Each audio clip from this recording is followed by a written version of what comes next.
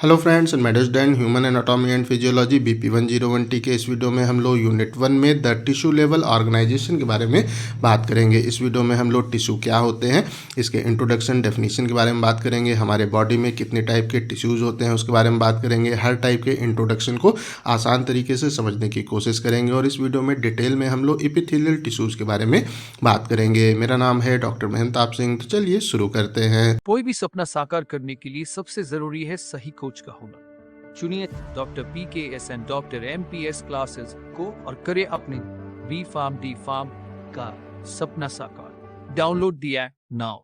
तो अगर हम लोग यहाँ पे द टिश्यू लेवल ऑर्गेनाइजेशन के बारे में बात करते हैं तो इसके पहले के वीडियोस में हम लोगों ने सेल क्या होती है, उसके क्या फंक्शन है, सेल के स्ट्रक्चर के बारे में बात किया, सेल के जो अलग अलग ऑर्गेनेल्स हैं उनका क्या स्ट्रक्चर है, फंक्शन है, वो उसके बारे में बात कर लिया है।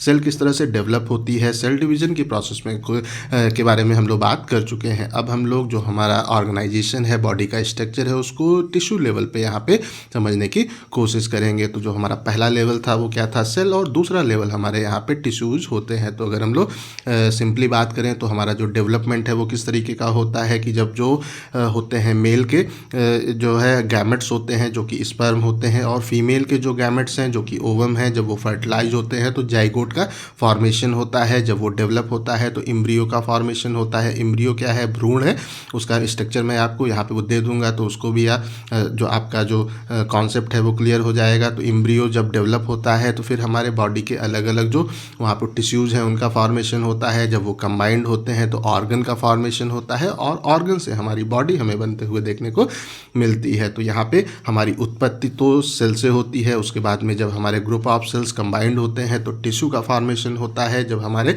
अलग अलग प्रकार के जो यहाँ पर टिश्यूज़ हैं जब वो कंबाइंड होते हैं तो फिर ऑर्गन का फॉर्मेशन होता है, ऑर्गन से हमारी बॉडी हमें बनते हुए देखने को मिलती है। तो हमारा जो ऑर्गेनाइजेशन है उसका जो दूसरा लेवल है वो हमारा टिश्यू लेवल यहाँ पे कहलाता है। तो अगर हम लोग जो हमारा यहाँ पे होता है टिश्यू लेवल, अगर उसको प्रॉपरली हमें समझना है तो सबसे पहले टिश्यूज़ क्या होते हैं उसको हम लोग यहाँ पे देख लेते हैं। तो अगर हम लोग जो टिश्यूज़ हैं उनके बारे में बात करते हैं तो ये हमारी ऐसी ग्रुप ऑफ सेल्स होती हैं जिनकी जो ओरिजिन और फंक्शन है वो हमें यहाँ पे सेम देखने को मिलती है। इनका जो यहाँ पे ओरिजिन है वो कॉमन एम्ब्रियोनिक जो हमारे ओरिजिन के ये सेल्स होते हैं, और इनका फंक्शंस भी हमें सेम देखने को मिलता है। ऐसे ग्रुप ऑफ जो सेल्स हैं वो बेसिकली हमारे टिश्यूज़ यहाँ पे कहलाते हैं, और ये हमारे बॉडी में स्पेशलाइज एक्टिविटी करते हुए हमें देखने को मिलते हैं। तो हम लोग आसान तरीके से इसकी और एक हमारी वो डेफिनेशन है, अगर आपको जो है वो आसान लगती है तो उसको आप लोग याद कर सकते हैं, उसको मैं यहाँ पे आपको जो है प्रोवाइड कर दूंगा इस प्लेस पे। तो इस कंडीशन में अगर हम लोग उसके बारे में बात करें तो उसमें क्या है, वो tissue is a group of वो cells have similar structure and functions and carry out specialise activity. तो हमारे जो टिश्यूज़ हैं वो ऐसे ग्रुप ऑफ सेल्स हैं जिनका स्ट्रक्चर और फंक्शन सेम होता है, और वो हमें अपने बॉडी में स्पेशलाइज एक्टिविटी करते हुए देखने को मिलते हैं। अब हम लोग बात कर लेते हैं कि जो ह्यूमन बॉडी है उसमें कितने प्रकार के टिश्यूज़ हमें देखने को मिलते हैं। तो जो हमारा ह्यूमन बॉडी है उसमें बेसिकली हमें 4 प्रकार के टिश्यूज़ अपने बॉडी में देखने को मिलते हैं। इसमें जो हमारा सबसे पहला है वो हमारे एपिथेलियल टिश्यूज़ होते हैं, दूसरा हमारा कनेक्टिव जो टिश्यू है वो है, तीसरा हमारा मस्कुलर टिश्यूज़ होते हैं, और अंतिम हमारा नर्वस टिश्यू यहाँ पे होता है। तो ये 4 प्रकार के टिश्यूज़ हमें अपने बॉडी में देखने को मिलते हैं। तो एक एक करके इनके इंट्रोडक्शन के बारे में हम लोग यहाँ पे बात कर लेते हैं। तो सबसे पहले हम लोग एपिथेलियल जो टिश्यूज़ हैं वो क्या होते हैं उसके बारे में बात कर लेते हैं। तो जो हमारे एपिथेलियल टिश्यूज़ होते हैं ये हमारी जो बॉडी की सरफेस है उसको कवर करने का काम करते हैं। हमारी जो बॉडी है उसकी जो बाहरी सरफेस है वो हमारे बेसिकली एपिथेलियल टिश्यूज़ होते हैं। जो हमारी स्किन है वो हमारे एपिथेलियल टिश्यूज़ होते हैं। हमारे ऐसे ऑर्गन जो कि हॉलो होते हैं, खोखले होते हैं।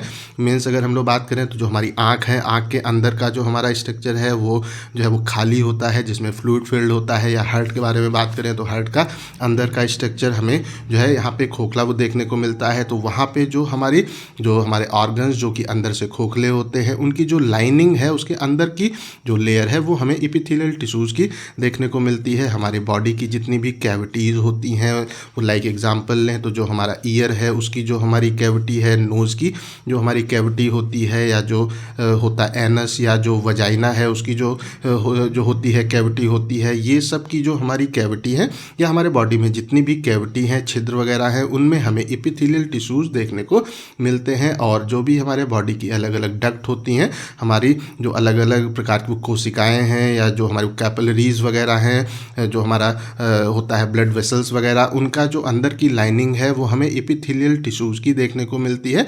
और हमारे अलग अलग जो ग्लैंड्स हैं, जो अलग अलग प्रकार के हार्मोन्स या जो कंपोनेंट है उनका सिक्रीशन करते हैं, वो भी हमें एपिथेलियल टिश्यूज़ के ही बने हुए देखने को मिलते हैं। तो यहाँ पे हम लोग आसान तरीके से कह सकते हैं कि हमारे बॉडी की जो आउटर सरफेस है स्किन, वो भी एपिथेलियल जो टिश्यूज़ है उसकी होती है। ऐसे ऑर्गन जो कि अंदर से खाली होते हैं, उनकी अंदर की जो लाइनिंग है, अंदर की जो लेयर होती है, वो हमारे एपिथेलियल जो टिश्यूज़ हैं उनकी होती है। हमारे बॉडी की जितनी भी कैविटीज़ हैं उन वो भी एपिथेलियल जो टिश्यूज़ हैं उसकी फॉर्म होती हैं। बॉडी की जितनी भी डक्ट वगैरह हैं, जो भी हमारी कोशिकाएं हैं या जो भी हमारी जो बॉडी की कैपिलरी वगैरह हैं, वो भी हमें एपिथेलियल टिश्यू की बनी हुई देखने को मिलती हैं। और हमारे बॉडी के अधिकतर जो ग्लैंड हैं वो भी हमारे एपिथेलियल टिश्यू के हमें बने हुए देखने को मिलते हैं। उसके बाद में जो हमारा दूसरा है that is called the connective tissue. तो अगर हम लोग कनेक्टिव टिश्यू के बारे में बात करते हैं तो ये हमारे जो बॉडी के ऑर्गन्स होते हैं उनको प्रोटेक्ट करने का भी काम करता है और सपोर्ट करने में भी हमें कनेक्टिव टिश्यू यहाँ पे हेल्प करता है। तो सिंपली कह सकते हैं कि हमारे जो बॉडी के अलग अलग ऑर्गन्स हैं उनको प्रोटेक्ट करने का, बचाने का और उनको प्रॉपरली एक जो वहाँ पे सपोर्ट देने का काम हमारा कनेक्टिव टिश्यू यहाँ पे करता है। तो जैसा कि नाम से इंडिकेटेड है, ये हमारा यहाँ पे जो भी अलग अलग ऑर्गन्स होते हैं उनको आपस में कनेक्ट करने का काम करता है, बाइंड करने में हमें कनेक्टिव टिश्यू यहाँ पे हेल्प करता है। उसके बाद में जो हमारा यहाँ पे बॉडी में एनर्जी स्टोर होती है in the form of the fat, वो भी हमें कनेक्टिव टिश्यू में स्टोर होते हुए देखने को मिलती है। हम वो जब भी जो खाना है जब एक्सेस में खा लेते हैं तो क्या होता है कि जो एक्स्ट्रा एनर्जी है वो हमारे बॉडी में फैट के फॉर्म में हमें स्टोर होते हुए देखने को प्राप्त होती है। और जब वो स्टोर होती है in the form of the fat, तो वो फिर यहाँ पे हमारे कनेक्टिव टिश्यू में हमें स्टोर होते हुए देखने को मिलती है। उसके बाद में यहाँ पे क्या है कि जो हमारे डिजीज़ जो कॉजिंग ऑर्गेनिज्म है उनसे भी हमारी बॉडी को इम्यूनिटी प्रोवाइड करने का काम हमारा कनेक्टिव टिश्यू यहाँ पे इस प्लेस पे करते हैं। अगर कोई भी हमारा डिजीज़ कॉजिंग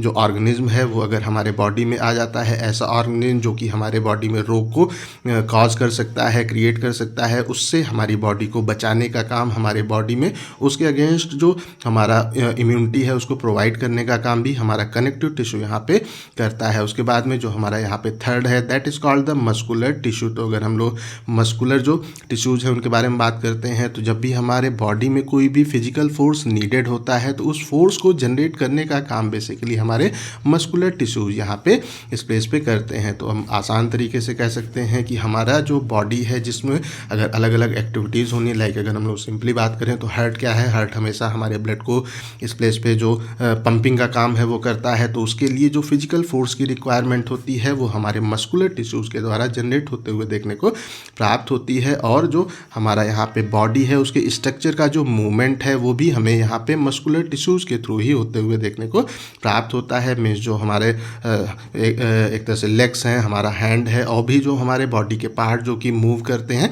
उनमें प्रॉपर मूवमेंट के लिए मस्कुलर टिश्यूज यहाँ पे रिस्पॉन्सिबल होते हैं। और ये हमारे बॉडी में जो हीट है उसको भी जनरेट करने के का काम हमारे मस्कुलर टिश्यू ही यहाँ पे इस प्लेस पे करते हैं। हमारा जो बॉडी की गर्मी है उसको बनाने का काम हमारे मस्कुलर टिश्यूज यहाँ पे करते हैं। उसके बाद में जो हमारा फोर्थ है that is called the nervous tissues. तो अगर हम लोग जो हमारे नर्वस टिश्यूज हैं उनके बारे में बात करते हैं तो जो हमारे बॉडी है उसमें उसके आउटसाइड या उसके अंदर अगर कंडीशन में किसी भी प्रकार का बदलाव आता है, चेंजेस आते हैं, तो फिर हमारे जो नर्वस टिश्यूज हैं उसको डिटेक्ट करने का काम करते हैं। तो सिंपली बात करें तो जो हमारा ब्रेन है ये हमारे जो नर्वस टिश्यूज हैं उनका यहाँ पे फॉर्म होता है। हमारे जो अलग अलग जो हमारी वो नर्व्स होती हैं जो हमारे अलग अलग बॉडी के पार्ट में फैली हुई होती हैं वो भी हमारे यहाँ पे नर्वस जो एक वो टिश्यूज़ हैं वो होते हैं। तो हमारा जो अगर कंडीशन में किसी भी प्रकार का बदलाव आता है अंदर या बाहर तो उस कंडीशन में उसको डिटेक्ट करने का काम हमारे जो नर्वस टिश्यूज़ हैं वो यहाँ पे करते हैं। और वो जो हमारा बदलाव है उसके अगेंस्ट जब ये रिस्पॉन्ड करते हैं तो फिर ये हमें एक्शन पोटेंशियल या नर्व इम्पल्स को जनरेट करते हुए देखने को मिलते हैं। और इनसे जब एक्शन पोटेंशियल या जो हमारा नर्व इम्पल्स है वो जनरेट होता है तो फिर उसकी इंफॉर्मेशन हमारे ब्रेन तक जाती है और फिर हमारा ब्रेन क्या करता है कि हमारी जो होता है मस्कुलर कॉन्ट्रैक्शन की प्रोसेस है या हमारा ग्लैंडुलर जो सिक्रीशन की प्रोसेस है या और भी जो प्रोसेस है उनको एक्टिवेट करने का काम हमारा नर्वस टिश्यू यहाँ पे इस प्लेस पे वो करता है। तो अगर हम लोग आसान तरीके से बात करें, जो हाथ है उसके ऊपर अगर कोई भी मच्छर आके बैठ जाता है या वो किसी भी प्लेस पे, तो एक इम्पल्स हमारे ब्रेन तक जाती है कि इस पार्ट पे कुछ आके बैठ गया है। हमारा हाथ ऑटोमेटिकली उसके ऊपर एक तरह से जाता है और उस मच्छर को हम उड़ाने का काम करते हैं। तो हमारा वहाँ पे जो मस्कुलर कॉन्ट्रैक्शन है उसको एक्टिवेट करने का काम क्या हुआ, हमारे जो नर्वस टिश्यूज़ हैं उन्होंने करने का काम किया। अब हम लोग यहाँ पे देख लेते हैं कि ये जो अभी तक हम लोगों ने पढ़ा उसमें से कौन कौन से क्वेश्चंस एग्जाम में आ सकते हैं। तो पहला क्वेश्चन एक शॉर्ट में आ सकता है, डिफाइन द टिश्यू। तो यहाँ पे हमें जो टिश्यू है उसको डिफाइन करना है। क्वेश्चन 2 नंबर में आएगा, तो टिश्यू क्या होते हैं, इसके कितने टाइप्स होते हैं, उतना आप यहाँ पे लिख सकते हैं। अगर जो क्वेश्चन है वो आपका 4 या 5 नंबर में आता है तो फिर आप लोगों को इसके जो अलग अलग टाइप्स हैं उनको भी एक्सप्लेन करने की आवश्यकता है। दूसरा क्वेश्चन क्या है, what are the 4 basic types of human tissue. वो हमारे कौन कौन से 4 बेसिक टाइप ह्यूमन टिश्यूज़ के हैं, तो आप आसानी से यहाँ पे लिख सकते हैं। एक एपिथेलियल वो टिश्यू, एक हो गया कनेक्टिव टिश्यू, तीसरा हो गया मस्कुलर और अंतिम हो गया नर्वस टिश्यू। तो इनके आंसर आप आसानी से अब दे सकते हैं। अब हम लोग यहाँ पे एपिथेलियल टिश्यूज़ के बारे में बात कर लेते हैं। तो अगर हम लोग एपिथेलियल टिश्यूज़ के बारे में बात करते हैं तो हमारे जो एपिथेलियल टिश्यूज़ हैं इनको हम लोग एपिथेलियम के नाम से भी इंडिकेट करते हैं। और इसमें क्या होता है कि हमारे जो एपिथेलियल टिश्यूज़ है या एपिथेलियम है उसमें जो हमारा सेल का अरेंजमेंट है वो हमें कंटिन्यूअस सीट के रूप में सेल अरेंज होते हुए देखने को मिलती हैं। एक के बाद एक हमें सेल अरेंज होते हुए देखने को मिलती हैं। तो आइए इसके डायग्राम को हम लोग देख लेते हैं। तो यहाँ पे क्या है कि ये हमारे एपिथेलियल जो सेल्स हैं वो हैं और यहाँ पे ये एक के बाद एक जो हमारा कॉन्टिन्यूस सीट है उसके रूप में अरेंज होते हुए देखने को प्राप्त होती हैं। उसके बाद में क्या है कि यहाँ पे जो हमारे एक तो वो सेल्स का अरेंजमेंट है, तो यहाँ पे ये एक सिंगल लेयर को भी फॉर्म कर सकती हैं या मल्टीपल लेयर हमें अपने एपिथेलियल टिश्यूज़ में देखने को मिलते हैं। तो यहाँ पे क्या है कि अगर इस स्ट्रक्चर को वो देखें तो यहाँ पे एक ये सिंगल लेयर को फॉर्म कर रही है, एक के बाद एक है। और इस प्लेस पे ऐसा भी हो सकता है कि इसके ऊपर हमें और भी जो सेल्स हैं वो एक सीक्वेंस में अगर देखने को मिले तो ये यहाँ पे हमारा मल्टीपल लेयर को भी सिंपली फॉर्म करते हुए हमें देखने को प्राप्त होती हैं। उसके बाद में अगर हम लोग यहाँ पे अगर बात करते हैं तो हमारे जो यहाँ पे एपिथेलियल वो टिश्यूज़ होते हैं उनमें हमें काफ़ी सारे सेल जंक्शंस देखने को मिलते हैं। सेल जंक्शंस क्या हैं इसके बारे में हम लोगों ने इसके पहले बात कर लिया है। हमारे जो यहाँ पे सेल जंक्शंस हैं वो सेल को आपस में कनेक्ट करने का काम करते हैं। तो काफ़ी सारे जो हमारे सेल जंक्शंस हैं वो हमें इस प्लेस पे देखने को मिलते हैं, जिसके कारण कि ये जो सेल्स हैं ये हमें एक साथ में टाइटली बाउंड होते हुए देखने को मिलती हैं, एक साथ में हमें टाइटली हेल्ड होते हुए देखने को मिलती हैं। और जब ये आपस में टाइटली बाउंड होती हैं तो ये जो हमारी सेल्स हैं उनके बीच का जो हमारा इंटरसेलुलर स्पेस है वो काफ़ी कम, हमें लिटिल स्पेस देखने को मिलता है, काफ़ी कम स्पेस यहाँ पे देखने को मिलता है। तो ये जो हमारी सेल्स हैं इनके बीच में हमें काफ़ी जो सेल जंक्शंस हैं वो देखने को मिलते हैं, जिसके कारण कि ये टाइटली बाउंड होती हैं और इनके बीच का जो स्पेस है वो काफ़ी कम हमें देखने को प्राप्त होता है। उसके बाद में अगर हम लोग यहाँ पे बात करते हैं तो इस कंडीशन में क्या है कि जो भी हमारा बॉडी है उसकी जो थ्रू आउट आउटर हमारी लेयर है, उसकी जो हमारी कवरिंग है वो भी हमें एपिथेलियल जो टिश्यूज़ है उससे देखने को मिलती है। और जो हमारी अंदर की लाइनिंग्स वगैरह हैं वो भी हमें एपिथेलियल टिश्यू की देखने को मिलती हैं। तो अगर हम लोग सिंपली बात करते हैं, अगर कोई ऑर्गन है तो जो हमारा यहाँ पे आउटर कवरिंग है वो क्या है कि उस जो हमारा इसका जो बाहर का स्ट्रक्चर है वो हमारा आउटर, इसकी जो यहाँ पे कवरिंग है वो होती है। और इसकी अगर हम लोग लाइनिंग के बारे में बात करते हैं तो लाइनिंग का मतलब अंदर का स्पेस ये होता है। तो अगर ये कोई ऑर्गन है, इसके अंदर का स्पेस खाली है तो इसका जो आउटर कवरिंग है वो भी हमें एपिथेलियल टिश्यू का देखने को मिलता है और अंदर की जो लाइनिंग है वो भी हमें एपिथेलियल टिश्यू की देखने को मिलती है। इसके अंदर जो है हमें और प्रकार के जो टिश्यूज़ हैं वो देखने को प्राप्त हो सकते हैं। उसके बाद में अगर हम लोग बात करते हैं तो यहाँ पे जो हमारी एपिथेलियल टिश्यूज़ होती हैं उनके ऊपर हमें किसी और जो टिश्यूज़ हैं वो देखने को प्राप्त नहीं होते हैं। तो यहाँ पे हम कह सकते हैं कि इनके ऊपर ऑलवेज हमें एक फ्री स्पेस देखने को मिलता है। मीन्स अगर हम लोग बात करें तो और प्रकार के जो हमारे वो टिश्यूज़ हैं वो इसके अंदर तो हो सकते हैं, लेकिन इसकी बाहर की जो सरफेस है वहाँ पे हमें और किसी भी प्रकार के टिश्यूज़ देखने को नहीं मिलते हैं। तो यहाँ पे इसकी जो हमारा ये इसकी बाहर की या अंदर की जो सरफेस है वो हमें यहाँ पे फ्री देखने को मिलती है, खाली देखने को प्राप्त होती है। तो इस तरीके से यहाँ पे हमें जो हमारा एपिथेलियल जो टिश्यूज़ हैं वो हमें ऑलवेज उसकी जो सरफेस है वो फ्री देखने को मिलती है। अब हम लोग यहाँ पे बात कर लेते हैं कि जो हमारा एपिथेलियल टिश्यूज़ हैं उनके क्या जो मेजर फंक्शंस हैं वो होते हैं। तो एग्ज़ाम में ये क्वेश्चन आपसे पूछ सकता है कि वो write any 3 major function of epithelial tissue. तो यहाँ से आप उसका आंसर आसानी से ले सकते हैं। तो जो पहला हमारा एपिथेलियल टिश्यू का मेजर फंक्शन है वो क्या है, ये एक प्रकार के सेलेक्टिव बैरियर की तरह यहाँ पे एक्ट करते हैं, बाधा की तरह एक्ट करते हैं। मीन्स जो हमारी बॉडी है उसके अंदर कौन सा जो सब्सटेंस है वो उसके अंदर आना है या उसके एक तरह से बाहर जाना है, उसको ट्रांसपोर्ट जो हमारा करने की प्रोसेस है उसको लिमिट करने का काम हमारे यहाँ पे एपिथेलियल टिश्यूज़ करते हैं। तो हम लोग सिंपली बात करें तो हमारा स्किन क्या है, ये एक प्रकार का हमारा सेलेक्टिव बैरियर है।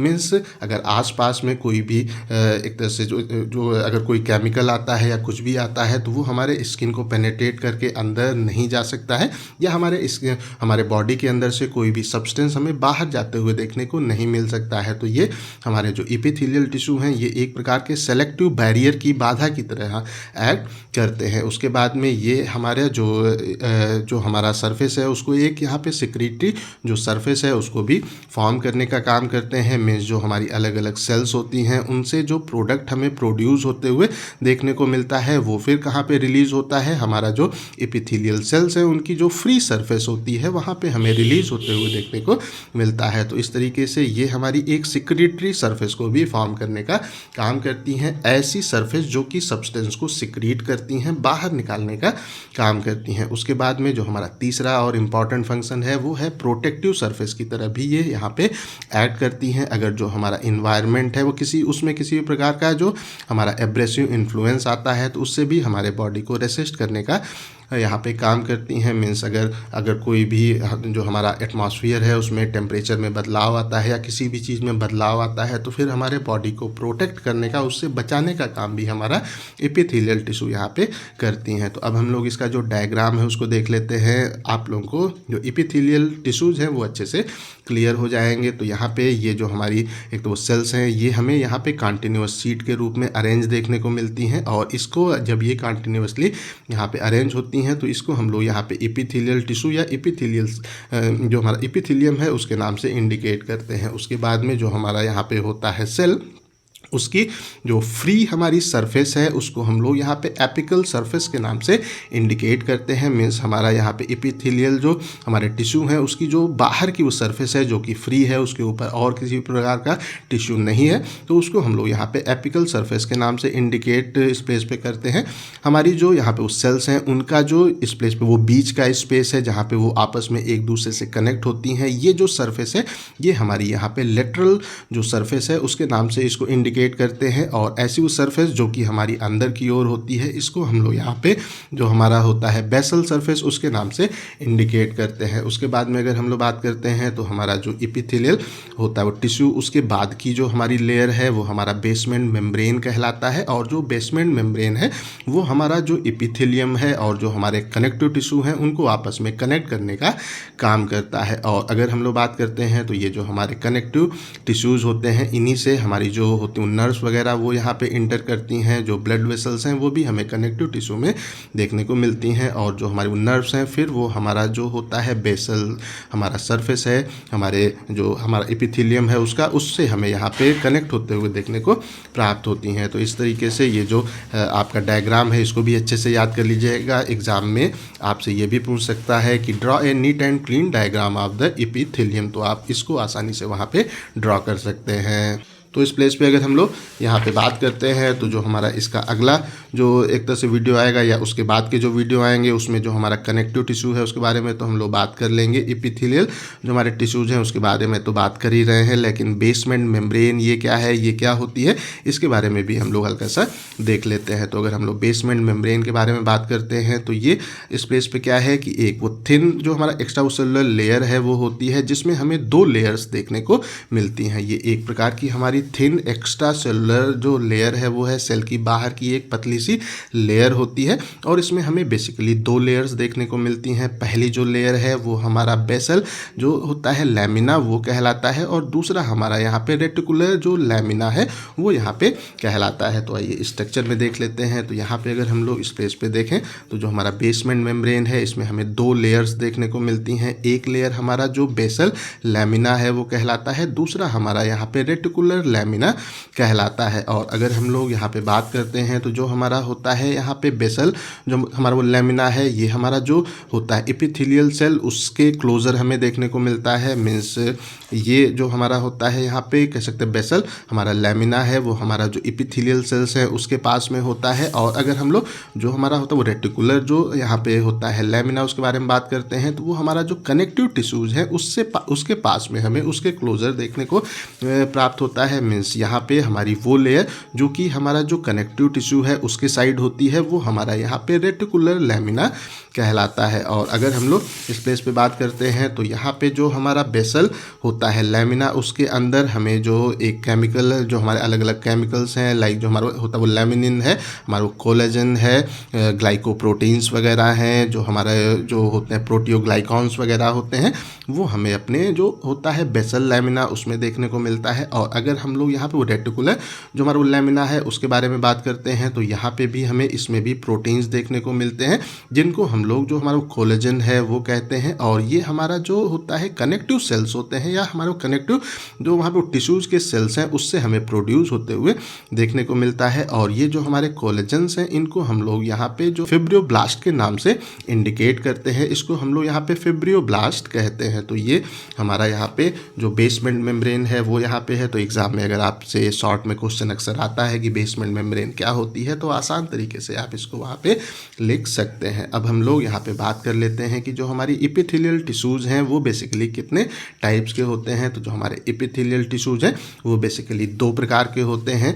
हमारा जो वो अपने फंक्शन के अनुसार इनको हम लोग दो प्रकार में डिवाइड कर सकते हैं। जो इनका हमारा पहला है दैट इज़ वो कवरिंग एंड जो हमारा वो लाइनिंग एपिथेलियम है वो हमारा इसका पहला टाइप है और दूसरा हमारा यहाँ पे ग्लैंडुलर एपिथेलियम होते हैं। तो अगर हम लोग यहाँ पे बात करते हैं तो जो हमारे अलग अलग इंटरनल ऑर्गन्स होते हैं या जो हमारा स्किन है वो हमारा यहाँ पे जो आउटर वो कवरिंग है वो होती है, जो कि हमारे यहाँ पे जो होता है वो कवरिंग और हमारा वो लाइनिंग एपिथेलियम उसके फॉर्म होते हैं। या हमारी जो हमारा अलग अलग जो हमारे जो ऑर्गन्स हैं उनकी अंदर की जो लाइनिंग होती है लाइक अगर ब्लड वेसल्स के बारे में बात करते हैं, बॉडी की जो अलग अलग कैविटी हैं डक्ट वगैरह हैं उनकी जो अंदर की हमारी वो लाइनिंग है वो भी हमारा यहाँ पे कवरिंग एंड लाइनिंग एपिथेलियम की बनी हुई होती है। उसके बाद में अगर हम लोग ग्लैंडुलर एपिथेलियम के बारे में बात करते हैं तो ये बेसिकली हमारे जो ग्लैंड्स होते हैं उनका जो सिक्रेटरी पोर्शन है वो हमें ग्लैंडुलर एपिथेलियम का बना हुआ देखने को मिलता है। मीन्स हमारे ग्लैंड का वो पार्ट जिससे सिक्रीशन होना होता है। आप लोगों को आइडिया होगा या हम लोग सिंपली बात कर लेते हैं ग्लैंड क्या है। ग्लैंड हमारे जो ऐसे ऑर्गन्स होते हैं जो कि कुछ जो केमिकल्स हैं हार्मोन्स हैं उनको सिक्रीट करते हैं। तो यहाँ पे क्या है कि हमारे जो ग्लैंड हैं उनका जो सिक्रेटरी पोर्शन है जहाँ से हमें सिक्रीशन देखने को मिलता है वो हमारे ग्लैंडुलर एपिथेलियम बेसिकली होते हैं। उसके बाद में अगर हम लोग बात करते हैं वो लाइक हमारे जो यहाँ पर कौन कौन से ग्लैंड हैं तो जो हमारा थायराइड है, एड्रिनल ग्लैंड है या स्वेट ग्लैंड वगैरह है और भी जो हमारे ग्लैंड है उनका जो सिक्रेटरी पोर्शन है वो हमारा यहाँ पे ग्लैंडुलर एपिथेलियम का बना हुआ होता है। तो यहाँ पे हम लोग आज इतना ही यहाँ पे बात करेंगे। नेक्स्ट वीडियो में हम लोग एपिथेलियल जो हमारे टिश्यूज़ हैं उनके टाइप्स के बारे में फिर से बात करेंगे और इसके जो हमारे दो टाइप हैं उनके जो सब टाइप्स हैं उनके बारे में हम लोग with the help of the structure और उनके क्या क्या फंक्शंस हैं उसके बारे में अगले वीडियो में डिटेल में बात करेंगे। तो आई थिंक सो टिश्यूज़ क्या होते हैं आप लोगों को अच्छे से समझ में आ गया होगा। कितने प्रकार के टिश्यूज़ होते हैं वो भी आप लोगों को क्लियर हो गया होगा। एपिथेलियल टिश्यूज़ क्या होते हैं अच्छे से क्लियर हो गया होगा। हमारा बेसमेंट मेम्ब्रेन क्या है वो भी क्लियर हो गया होगा। अब हम लोग अगर आपको इसमें कहीं कोई कन्फ्यूज़न है तो कमेंट करके पूछ सकते हैं। इस टॉपिक का PDF आपको डिस्क्रिप्शन में मिल जाएगा। इस वीडियो को लाइक करें, अपने दोस्तों के साथ शेयर करें और ऐसे ही वीडियोज़ को देखने के लिए हमारे चैनल को सब्सक्राइब करना बिल्कुल भी ना भूलें और हमारे ऐप को भी इंस्टॉल करना बिल्कुल भी ना भूलें। Thank you.